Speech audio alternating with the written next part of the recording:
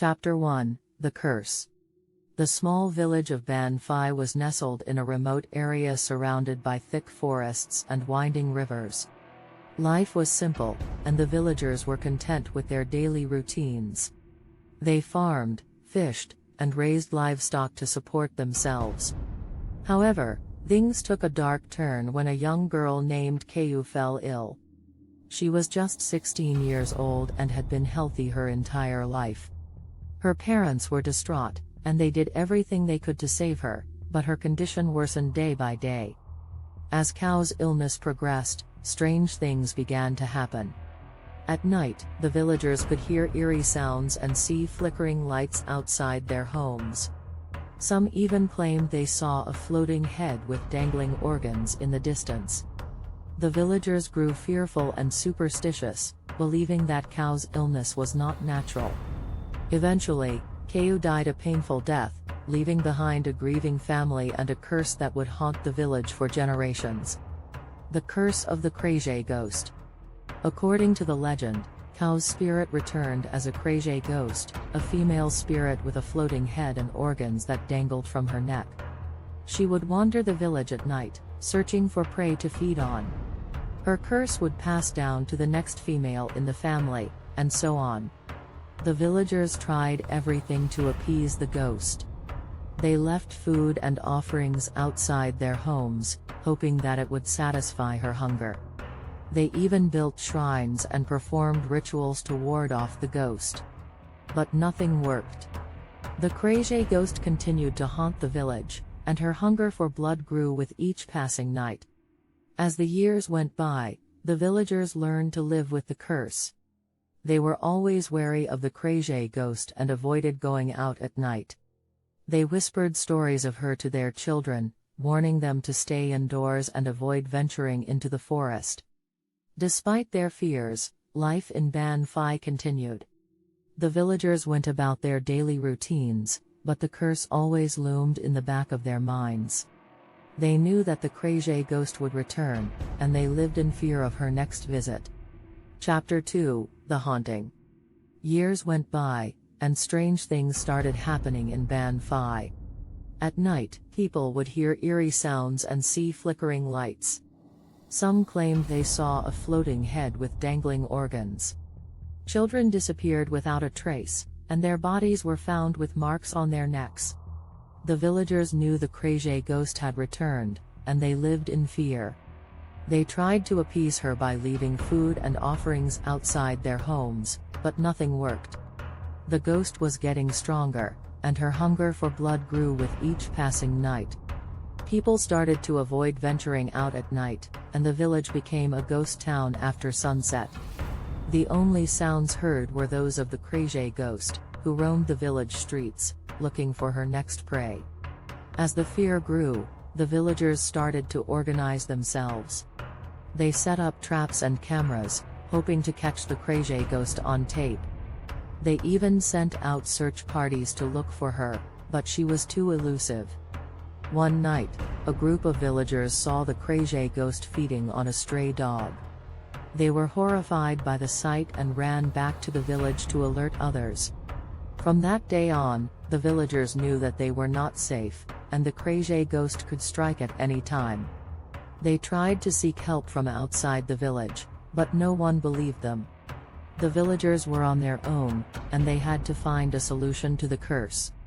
As the haunting continued, the villagers started to see strange things in their dreams. They dreamt of the Krasue ghost, who would come and visit them in their sleep. They woke up screaming, their bodies covered in sweat, and their hearts racing. The Krasue ghost had taken over their lives, and the villagers knew that they had to find a way to end her reign of terror. But how could they kill a spirit? They needed help, and they needed it fast. Chapter 3: The Investigation. Desperate for a solution, the villagers decided to seek help from outside their village. They reached out to the government and requested a team of paranormal investigators to come to Ban Phai and investigate the Krasue ghost. The investigators arrived in the village, armed with high-tech equipment and a mission to capture the Krasue ghost on tape. They set up cameras and traps around the village, hoping to get a glimpse of the ghost. For weeks, they monitored the footage, but they found nothing. The Krasue Ghost was too clever and elusive. The investigators were frustrated, and they began to doubt the existence of the ghost. However, the villagers knew the truth. They had seen the Krasue Ghost with their own eyes, and they knew that she was real. They pleaded with the investigators to continue their work and find a way to capture her. One night, while the investigators were sleeping, they heard a strange noise outside their tent. They peeked outside and saw a floating head with dangling organs. The investigators were terrified, and they ran for their lives, never to return to Ban Phai. The villagers were disappointed, but they were not surprised. They knew that the Krasue Ghost was too powerful and could not be captured by mortal means. They needed to find another way to break the curse. They consulted with a local shaman who had knowledge of ancient curses and supernatural powers.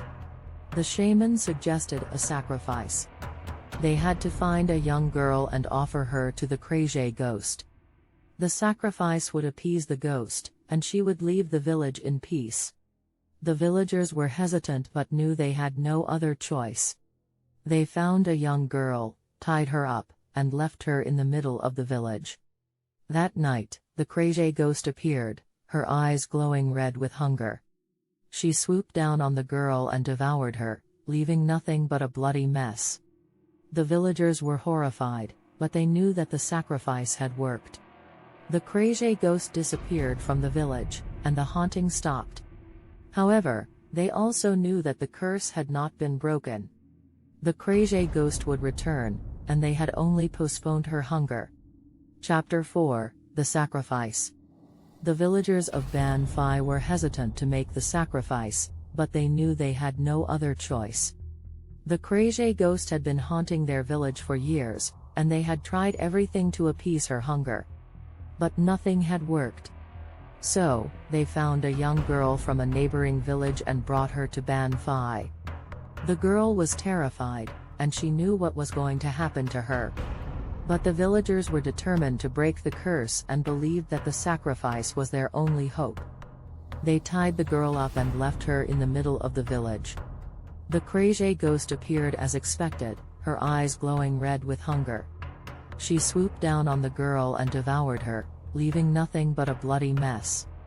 The villagers were horrified, but they knew that the sacrifice had worked. The Krasue Ghost disappeared from the village, and the haunting stopped. They breathed a sigh of relief, believing that their nightmare was finally over.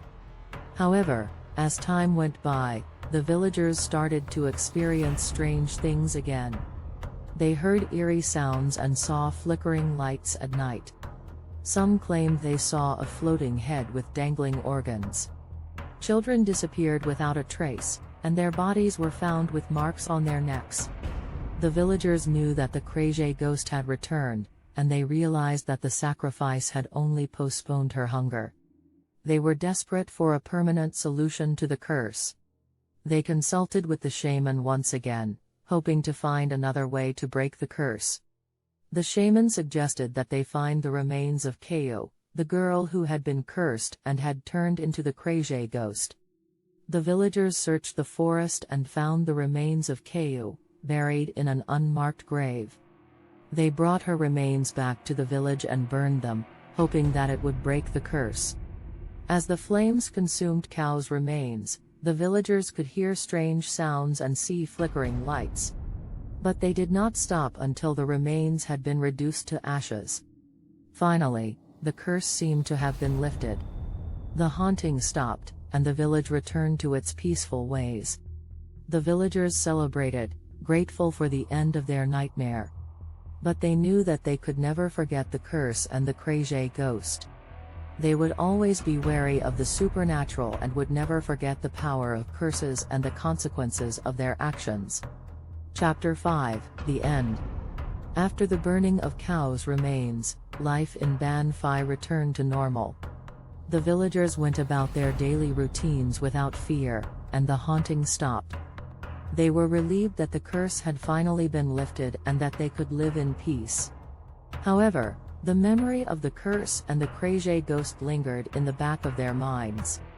They knew that they could never forget what had happened in their village and that they had to be cautious about their actions and the consequences they might bring. Years went by, and the villagers tried to forget the curse.